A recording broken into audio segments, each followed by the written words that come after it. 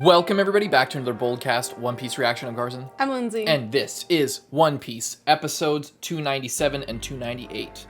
In the middle of a big battle time. Yeah.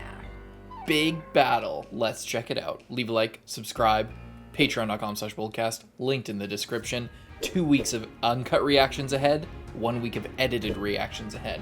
Let's frickin' go.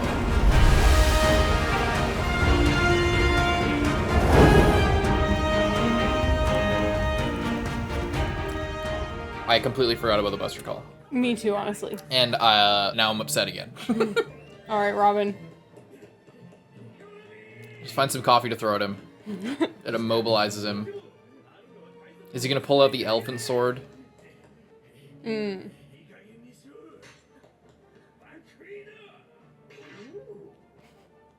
fun freak.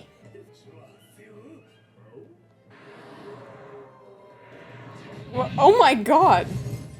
That's so. He looks so cool, like the elephant guy when he comes out. That wasn't even you. That was your sword. That was an elephant. That had nothing to do with you, sir. Oh. Maybe At least it worked. CPR or something. He's looking rough. He'll be fine.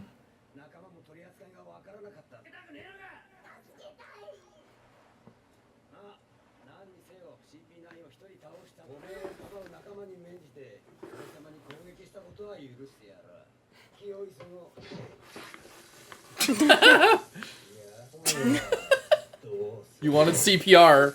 Wish granted. Apparently.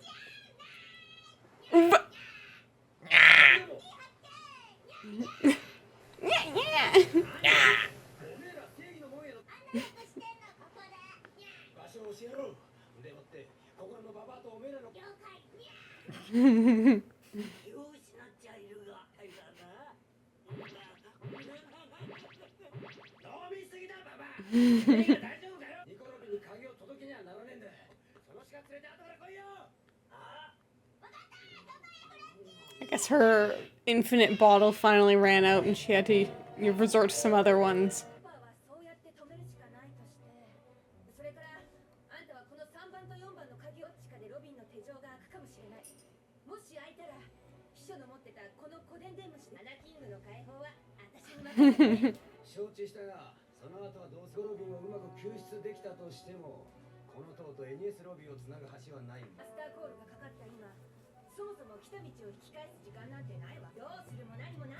No question about it.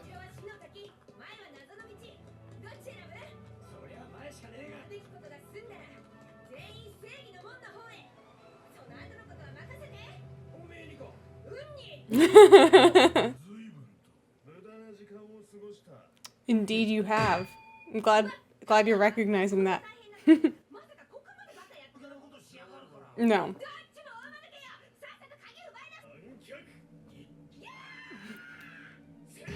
Perry.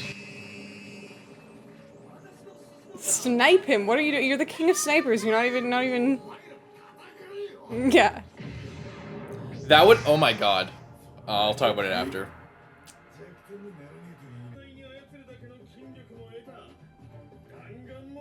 He just dodged the sword with his neck muscles.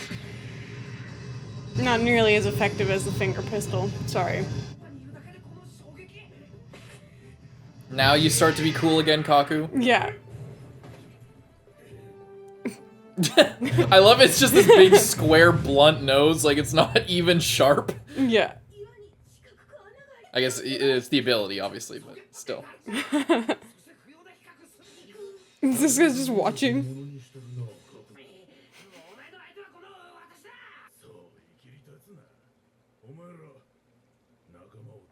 Who is this? What is...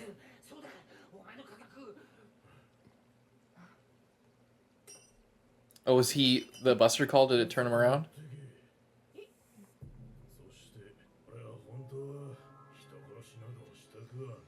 Were you being dumb with Kaku on purpose? This guy, or is he lying?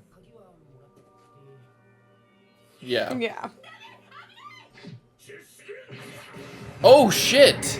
Ow.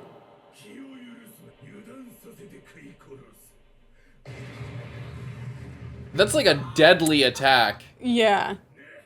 I was gonna be like, oh, that's really convenient that, you know, But he suddenly... huge obstacle just out of the way now. Yeah, what are you doing? You're the king of the snipers. It's just a wolf. Hunt it down.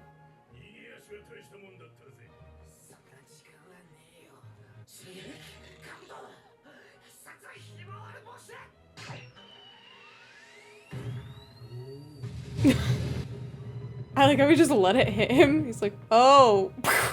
He didn't. He's just that fast. Hanabi. Nami, start electrocuting him at the same time. It's not her turn yet. Everyone's got to take their turn and be respectful. Oh, here she... Look at her!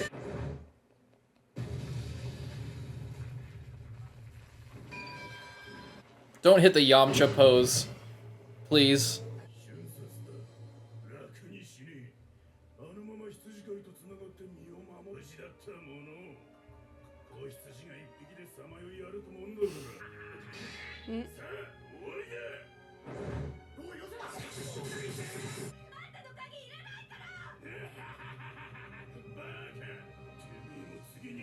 Is it gonna be Franky? Whoa. Or is Zoro just gonna... What's gonna save him? Or is Usopp gonna have his own transformation? Sanji! Yes! I forgot about Sanji. He was just like, for too long. Alright, now it's an even fight.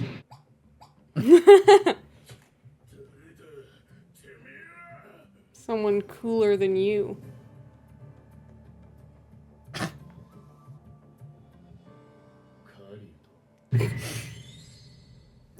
Nice. I love how he has like a different name for himself every time he comes to save the day. Yeah. He's a fighting cook, a prince, and a hunter at the same time. Mm-hmm. Well, of course.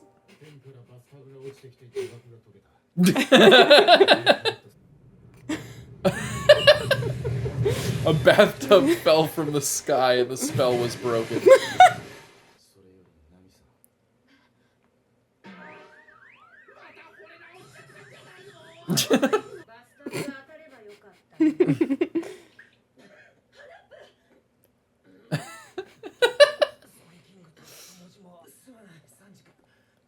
Sanji.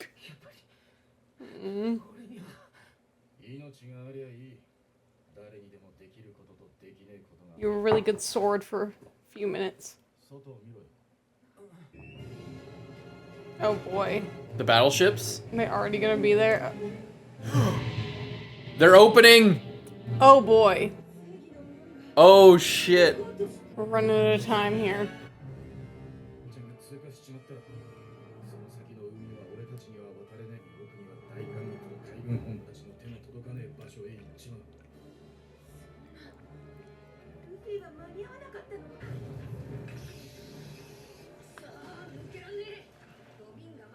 Just use your transformation. Yeah, it's time, Luffy.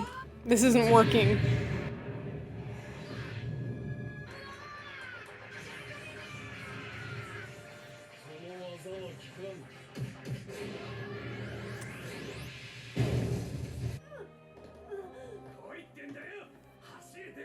Go Centaur mode, Franky. I'm sure it'll make you go faster.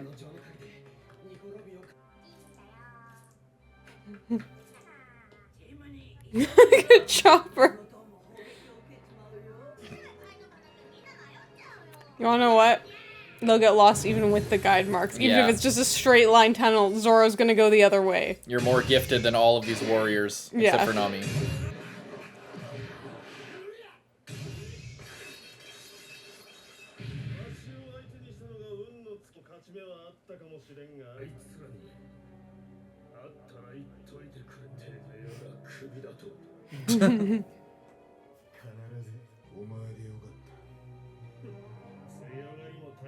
By the way, you're fired.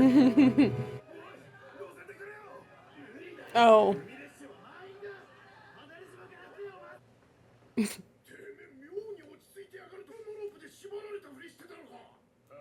Nice. A classic rope action maneuver.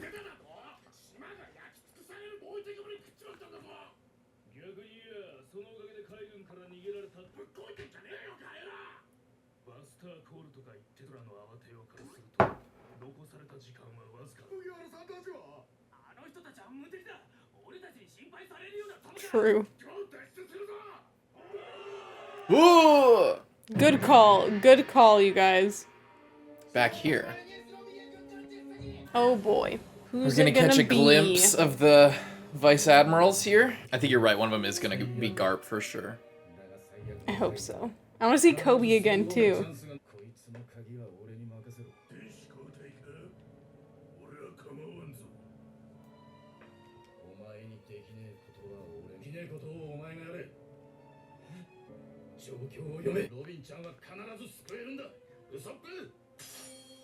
Mm. Reveal. Oh my god, it was Usopp?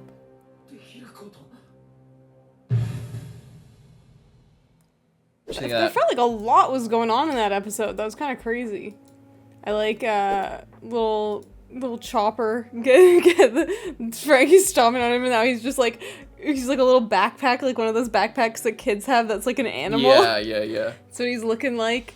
But he's unconscious and he's okay. I'm glad the Franky family is gonna make their escape. They're like, Thank yeah, God. the Straw Hats and Franky, they're kind of on a different level. I think we're fine to just leave at this point. And also, do you think that they're actually gonna get out? I think that they'll get out. I Sorry, think that they'll interrupted get you. out. I just think that's a really good call because these guys would definitely die in the Buster call. Yeah. So they need to get out of there right now. Yeah.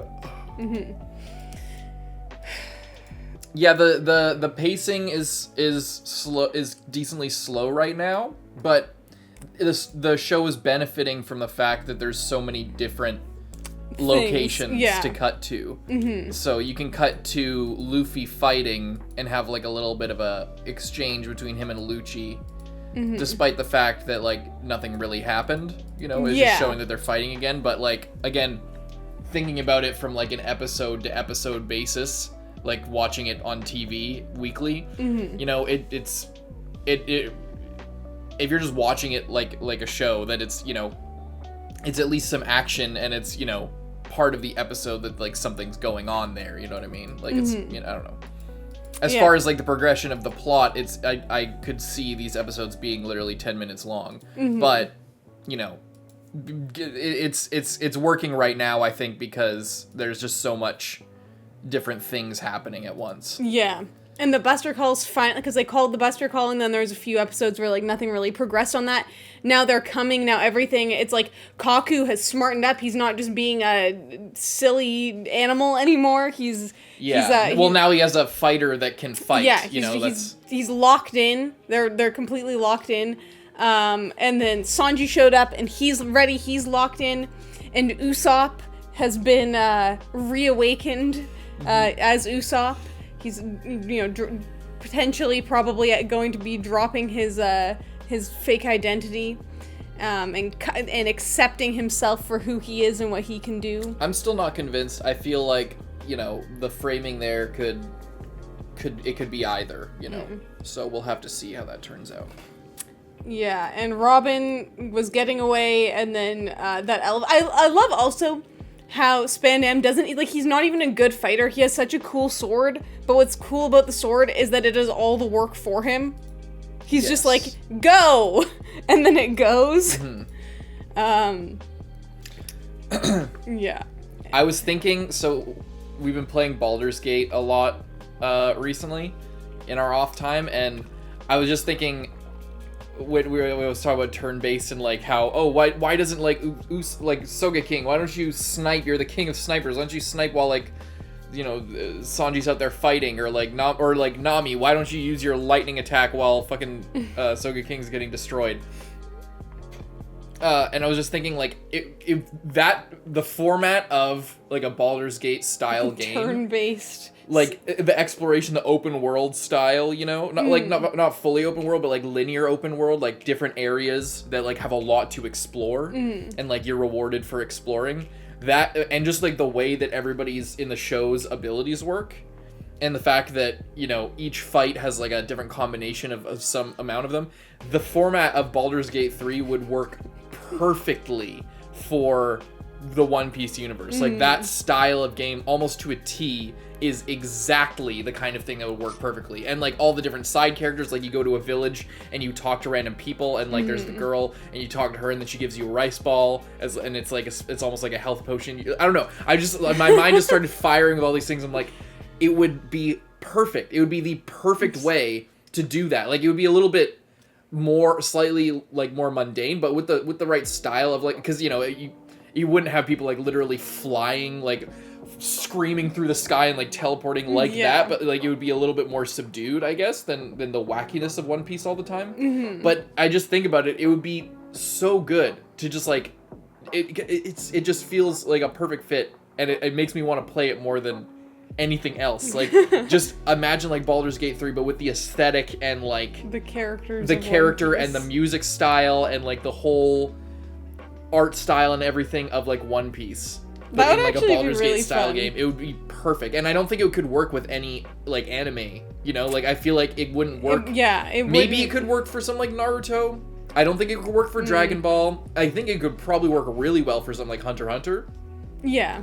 But the balancing would be fucked, because, like, Nen abilities are all about how you use them, so it wouldn't one really person would work just be in a super video overpowered game. for no point, for no reason. But, you know, you could scale it decently well. I feel like One Piece is the exact show where, like, you know, main character's Luffy, and, you know, Nami, Zoro, Sanji, or whatever your combination is, and you can switch them out, and, like, Chopper can heal, or and he's, like, also a tank, or whatever, you know, like, that would be so fun. it would be so sick. It, like, I feel like I was just, like, imagining it. It seems like it'd be so fun. It just seems like the perfect, because I feel like a lot of people want, like, an anime game, especially for, like, a big shonen or something, to be like a fighting game or something, like a big adventure storyline game that basically just retells the, like, that's kind of the format that most anime games are. But I feel like something a little bit more off the beaten path a little bit. And it would be so funny, because, like, Baldur's Gate, it's like there's so much potential paths you can take, and I feel like they're very meticulous. But if you did it in the One Piece universe, it could be ridiculous. It could be so crazy. It could be like, you know, just wacky shit that you would not expect. And, like, you keep trying to have, like, the good route, or, like, the route that gives you the most stuff. But then, like, somebody just, like, I don't know, somebody just, like, stretches around a corner. Like, I don't know, just, like, does some weird shit that's, like, unexplainable and wacky. And then just, like, completely throws you off. Like, a lot of randomness like that. I feel like that kind of format works so well. I was just thinking about that, like, the whole episode. I was thinking, like, this is like Baldur's Gate. it would just work so well in that. Anyway, let's move on to the next one. Leave a like, subscribe.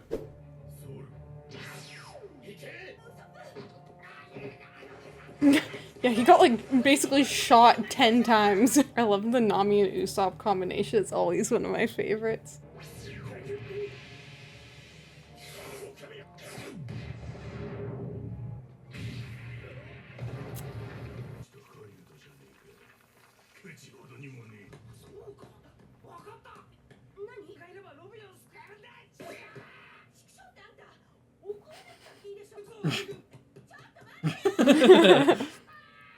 He has an idea. Is he?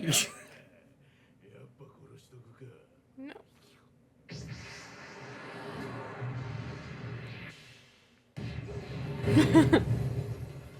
I like that slow-mo, like, spin maneuver he did. Shows how elegant he is. Very graceful.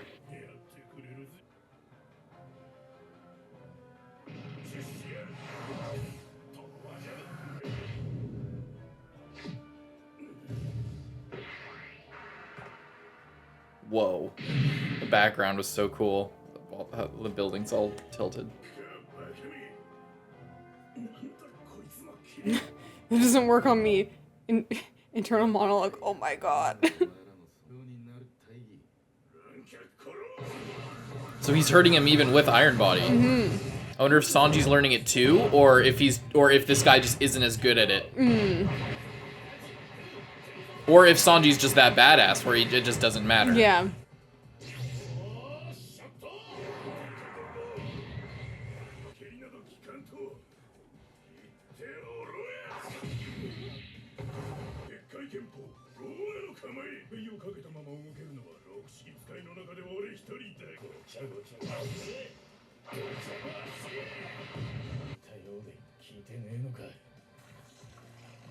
I'm trying to fake him out.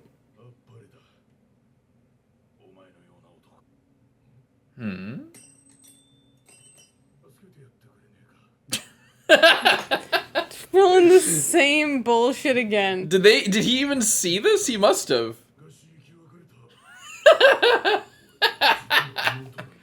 No, you better not believe this. Sanji, She come never on. mentioned anything. I mean, she didn't really talk about herself that much. Sanji, come on.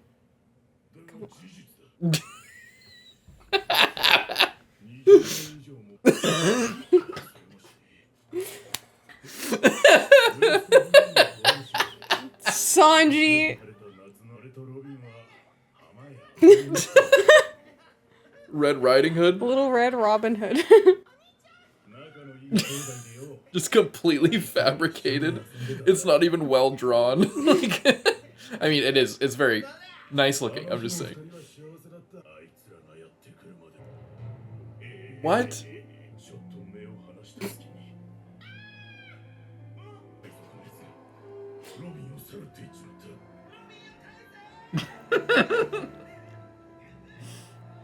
I hope he tells this whole story and then Sanji just kicks him in the face. Then why are you on their side?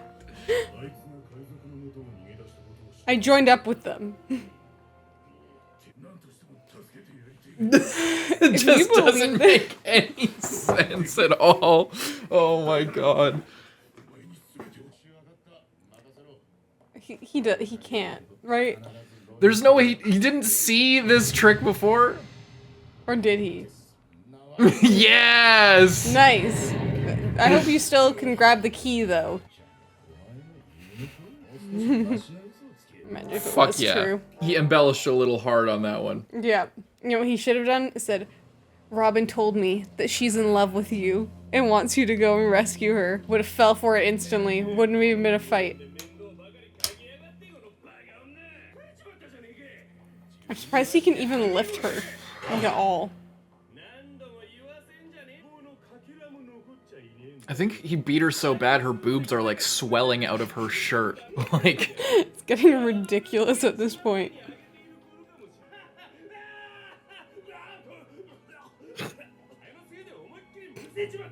I hope you choke on your own spit and die. he's so pathetic he can't even come up with a good insult. Like, he Yeah, just you keeps... dumb woman.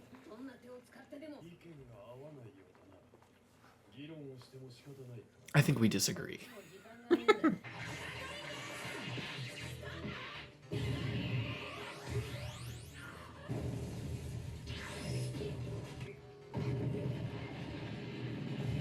Just kick him again.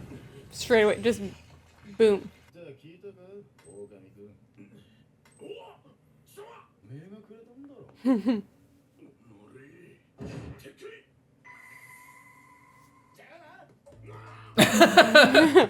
Hell yes.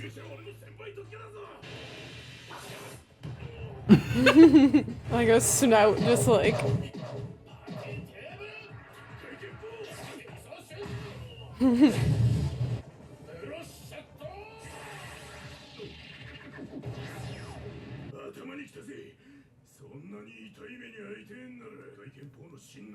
Yeah, I don't know why you were holding back, but you know.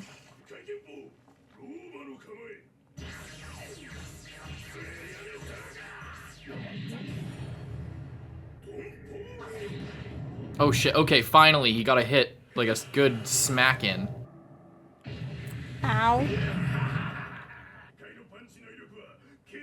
I hope Sanji just like threw the key down the hallway and Usopp and Nami have it and are going to Robin.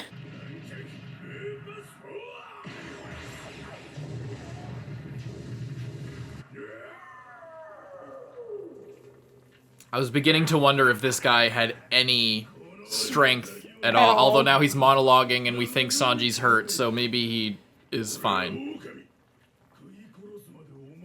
I was beginning to be like, alright, he's like, is he like no threat at all? Like he just has no bite to him at all? All bark, no bite?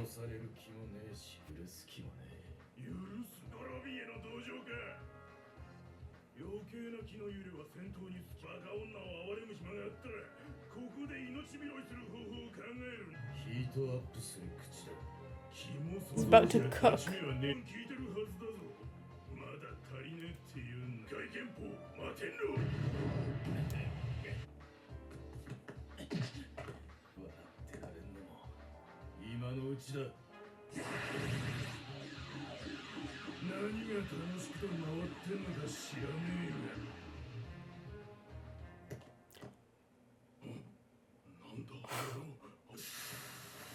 Whoa!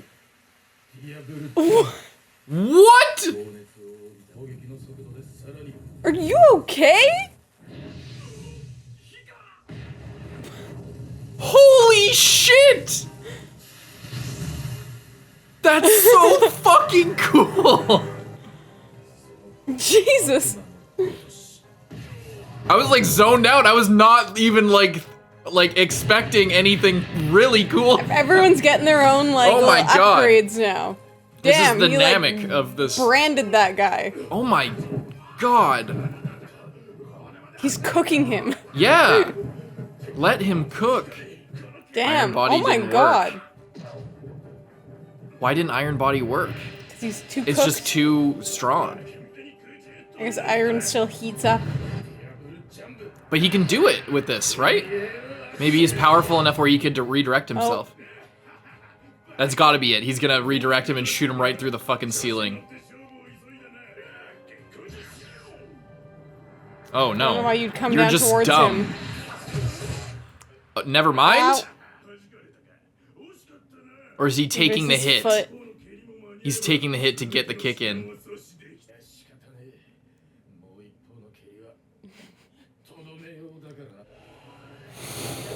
Right in the face.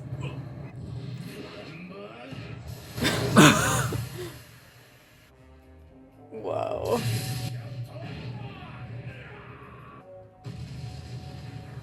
I have the colors right now. Yeah. Wow.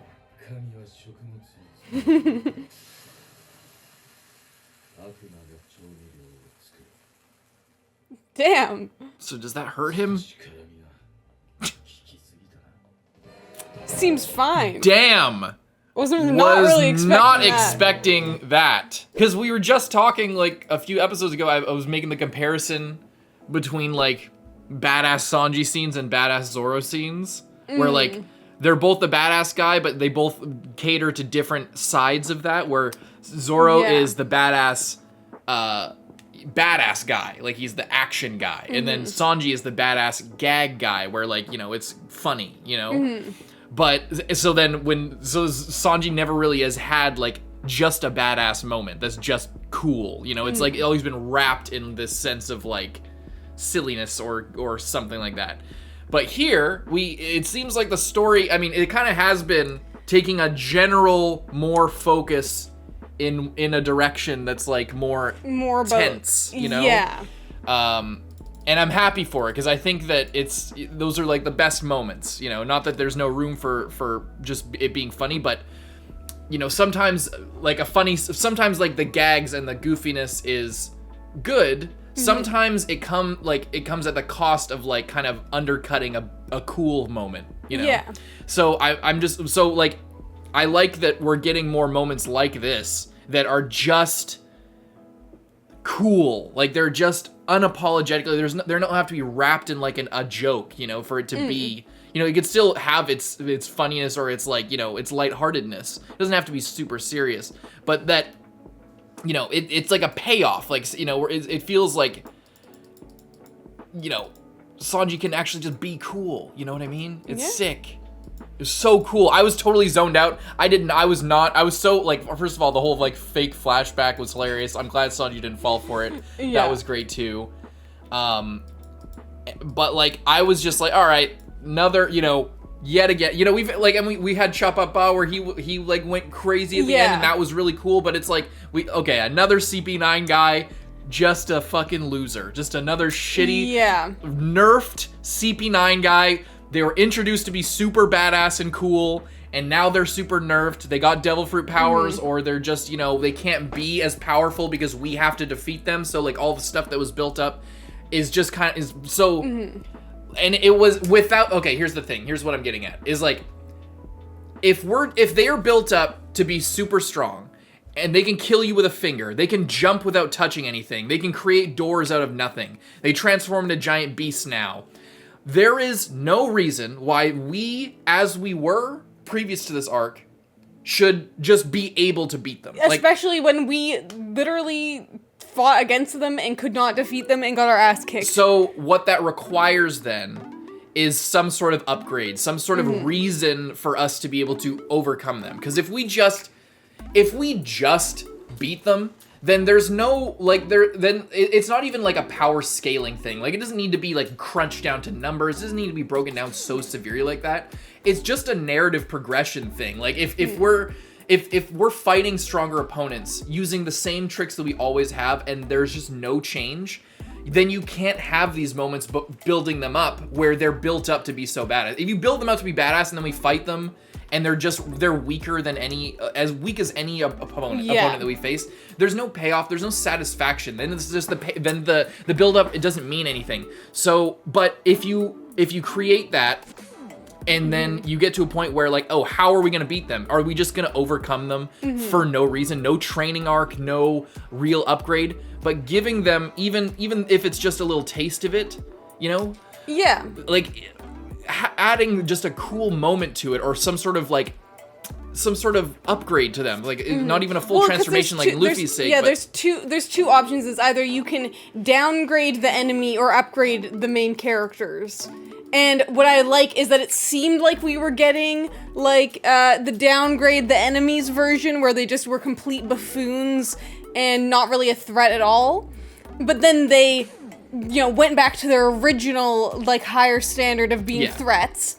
And then we went farther than that. And I like that because, you know, I feel like there's been a lot of other previous fights where it's like the enemy will be introduced super strong, they'll take it downhill, and then they won't go back up, they'll just stay down there, and then we'll defeat them. Yeah. So it was kind of nice, and I feel like it makes it more surprising when we have the classic introduced as really strong, they get kind of weaker over time for the plot, and then you're expecting, okay, I guess Sanji's just gonna beat this guy now. But then he starts picking back up, and you're like, okay, maybe it's gonna be a little bit more of an even fight. And then Sanji goes all out and gets, like, his new ability. Yeah. And I think that that's what makes it really effective, is also because it's sort of relying on, like One Piece does a lot of times, it relies on what you expect based on previous encounters. Yeah. And a lot of previous encounters have followed a certain pattern. A lot of times I'm not a particular fan of that, you know, that, like, the enemies get weaker before we beat them. Yeah. But I feel like in this arc, it's really turning a lot of those types of things on its head. Yeah.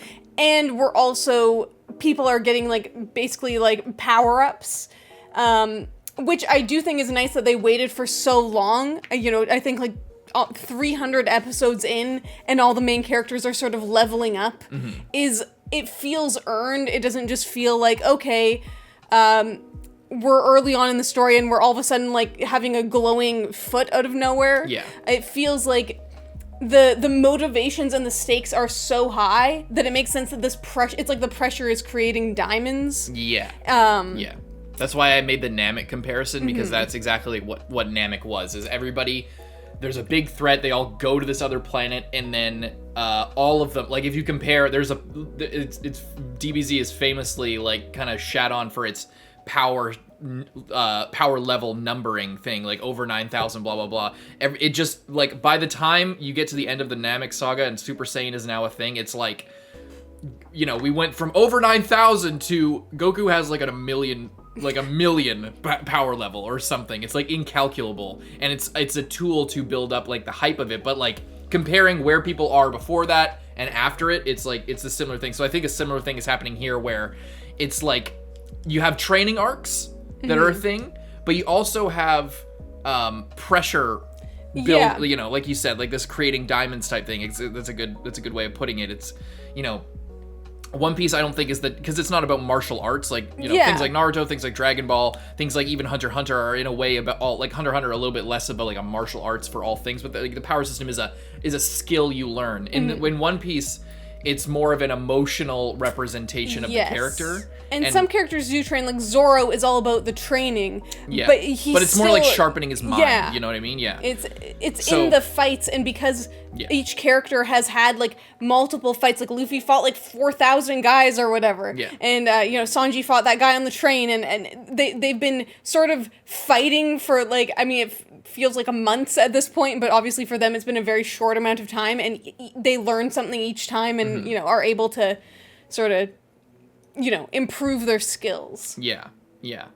And I really like, okay, like if you like, I'm not being this way, but if you wanted to be like super critical, you like and we don't know we haven't really seen a lot of how this power works, but it's like if you wanted to be super critical about it, it's like, he just now can move fast enough to light his foot on fire. Yeah. It's like, as far as crazy things that have happened in One Piece, I'm willing to go with it. So like, that's the kind of the power of One Piece as a series, is that because of everything that's been built up and the tone that it's set for itself, it's set a pace for itself and a tone for itself. That this can happen. And it's not, and because again, it's not all about like Sanji didn't go through a whole training arc where he learned to spin so fast that he like lights his foot on fire. It's like, this isn't that kind of show. And it's not trying to be that kind of show. It's not going to trick me. It's not trying to trick me to be like, oh, I was expecting Sanji to go through a crazy training arc or something to learn how to do this. So because of the way that it's written, because of the way that it's designed, as critical as we are, and as like hardcore as we are about, like writing, as for whatever that means to you, like I can go with this in a way, like you could say Deus Ex Machina, like power up thing, because it's cool and because that's the point. And so like, and because also the villain actually pulled out their big attacks, like I feel like that can't be understated enough, because that's like so much of what the problem that we've had with like villains is that they're, and you have to give One Piece a pass for it at some point, or for most of it, because again, it does set that tone for itself, where it's not it's not taking itself so seriously all the time with every single fight and every encounter. So when a villain is like, or when every enemy up to this point has been like built up super strong, and then we fight them, and like all of those things that like were supposed to be super powerful ended up not really mattering as far as the actual fight, like the clash between two characters. Like they might destroy an entire sky island with their powers, but they still get beaten by a punch to the face or something, you know what I mean? Because the guy's like made of rubber and it just cancels them out or something. Didn't know that's how that worked, but apparently it is. Whatever, we're fine. And that's kind of how it's felt all the time, is it's like, okay, I guess that's how it is, totally fine, whatever. But it's a fine line between that being something that you kind of begrudgingly accept versus something that just kind of you're pulled along with it without worrying about that. And different people have different thresholds for those two emotions. So, like, I feel like we are more on the side of, all right, I'll go with it, and it's a choice. And it's something that you kind of overcome so that you can enjoy the story. I think most people watching, they're like getting pulled along all the time. But like, I think everybody has a different threshold for that. But the difference between those things is the villains build up, or the enemies build up, being like mattering and being used. And that was why Kaku is so frustrating up until this point, is because he was built up to be like one of the strongest guys we've seen, super likable, super cool, interesting design, all that shit. Then we actually fight him and he's just nerfed into the fucking ground, and it's like not just that he's not powerful, it's that like it feels like the story is holding him back so that we can have something to do, It's not even about like how powerful or not how powerful he is. It just feels like the story is like sort of trying to don't think about how strong he was, because he needs to be able to joke around here, or like whatever. This is more important, that he is beatable in this way, so we're just gonna forget that he was one of the strongest and most threatening people that we've seen so far, and we have a real reason to get revenge on him. Just forget about all that. He's a funny giraffe, and he's not using his powers that have been built crazy up. Good. But so that was the thing there. But now that we get to again, like you said, you either nerf the enemies or buff the allies.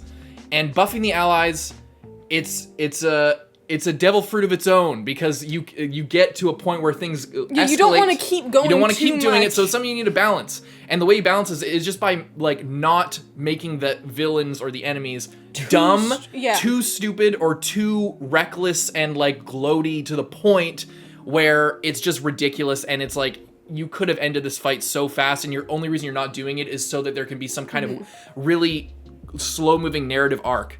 But when Sanji, like, you can tell, it's like, I was literally thinking of this episode, and I called it out because I'm just like, oh, so he can, I guess he's actually doing something. Because I was like, so this guy who's like supposedly one of the strongest in CP9, or like one of the top 3 or whatever he is, just like has nothing to offer. He has nothing, like, he has no, like, and I'm just like, okay, I'll accept it because it's One Piece, and I'm here for it, and it's, I'll let it go. But when Sanji actually does something cool, because that it's building up for that moment, he actually does pull out all the stops and does the cool shit and does his like wolf fang fist and all this kind of stuff. Fang over fang. Yeah, does his fang over fang. And it's actually cool. And it's like, okay, this is what we wanted from Kaku and him previously, where they're in this form and it's an upgrade. It allows them to use their powers better than they would if they're in their human form, because that's the point of having a devil fruit, is that it's a sacrifice because you can't swim and it locks you out of all this shit, but it's a big upgrade in other ways. That's the point of a devil fruit. So to do all that and just for an excuse for them not to use their powers, super frustrating. But when he actually does, it's good, and then it allows Sanji to like have an actual moment where he like overcomes it, and it's fucking badass and cool. And and it's just so refreshing to actually be like hyped up about it and not just like, oh man, that would have been really cool if it wasn't fucking stupid, like. Yeah, I think also the little Red Riding Hood bedtime story. That was just genuinely funny. That was, I think what was really effective about it though was the placement, because we see him do this before, and I also did like this, like kind of playing into the wolf, like the trickster, like the wolf in Red Riding Hood of like, oh, I'm just your grandmother, come closer so I can look at you and eat you, I feel like that's really funny, and it worked on Usopp, which was really funny.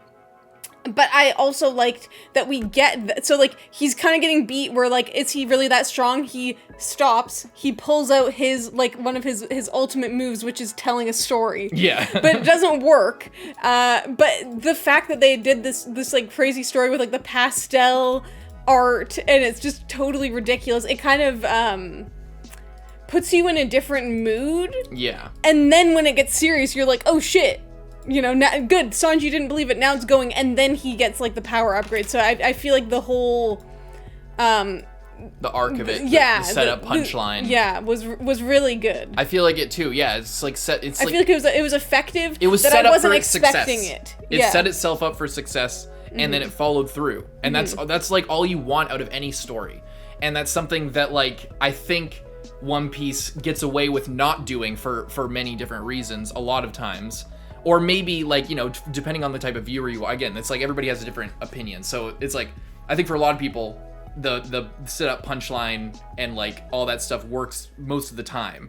For me, it's something that, like, I kind of have to, like, put myself into, and, like, in order to enjoy fully, I have to, like, be in the right mindset for it. So when something is actually, like, set something up, delivers, it's, like, so satisfying. It's just, that's all I want out of any show, is just for it to be satisfyingly set up and then to deliver on that, not necessarily in the most straightforward way like it was here. It wasn't super straightforward. Like, there's a lot that goes into setting it up and why it works. There's a lot of mechanical shit, like, with the writing to make it, like, happen. Like you said, it's like the fact that he did the joke before, the fact that, the whole tone, and like I said, the fact that the whole tone and the style has been so strong throughout makes these types of moments stand out a lot more. Yeah.